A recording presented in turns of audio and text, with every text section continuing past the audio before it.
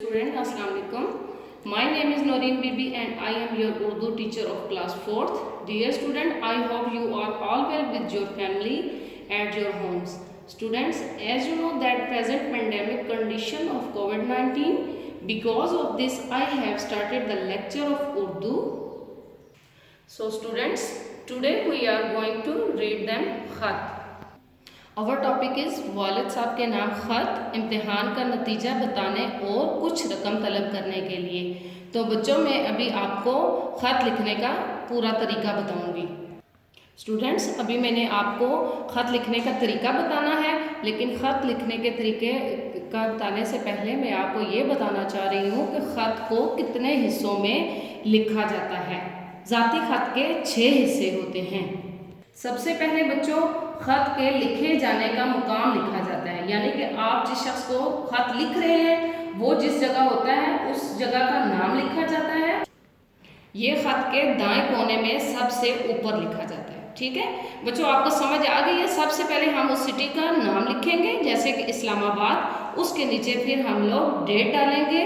ٹھیک ہے, یہ دونوں چیزیں جو ہے خط کے دائیں جانب لکھی جائیں. اور بچوں, ڈیٹ اس دن کی لکھیں گے جس دن ہم لوگ یہ خط لکھ رہے ہوتے ہیں. ٹھیک ہے, اس کے بعد اسٹوڈنٹس القاب و آداب لکھتے ہیں. ٹھیک ہے, خط لکھے جانے والے کو اس کے مرتبے اور عمر کے مطابق اس کو القاب دیتے ہیں. جیسے یہ خط ہم لوگ اپنے والد صاحب کو نام لکھ رہے ہیں تو ہم لوگوں نے لکھا میرے پیارے ابا جان. اگر آپ اپنی امی کو لکھیں گے تو میری پیاری امی جان. کسی دوست کو لکھیں گے تو میرے پیارے دوست لکھیں گے. اس کے بعد اسٹوڈنٹس نفس مضمون ہوتا ہے, یعنی یہاں یہ 2 باتیں لکھی جاتی ہیں کہ جو ہم نے جس کو ہم مخاطب کر رہے ہیں اس کے رتبے اور حیثیت کا خیال رکھنا چاہیے.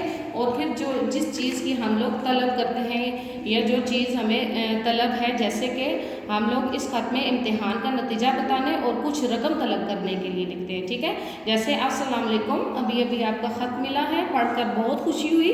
آج ہی سالانہ امتحان کے نتیجے کا اعلان ہوا ہے. آپ کو یہ جان کر خوشی ہوگی کہ میں اپنی جماعت میں اول آیا ہوں یا آئی ہوں. اگر لڑکا ہے تو آیا ہوں اور اگر لڑکی ہے تو آئی ہوں, اور مجھے انعام بھی ملا ہے. 5ویں جماعت کی پڑھائی 5 اپریل سے شروع ہوگی.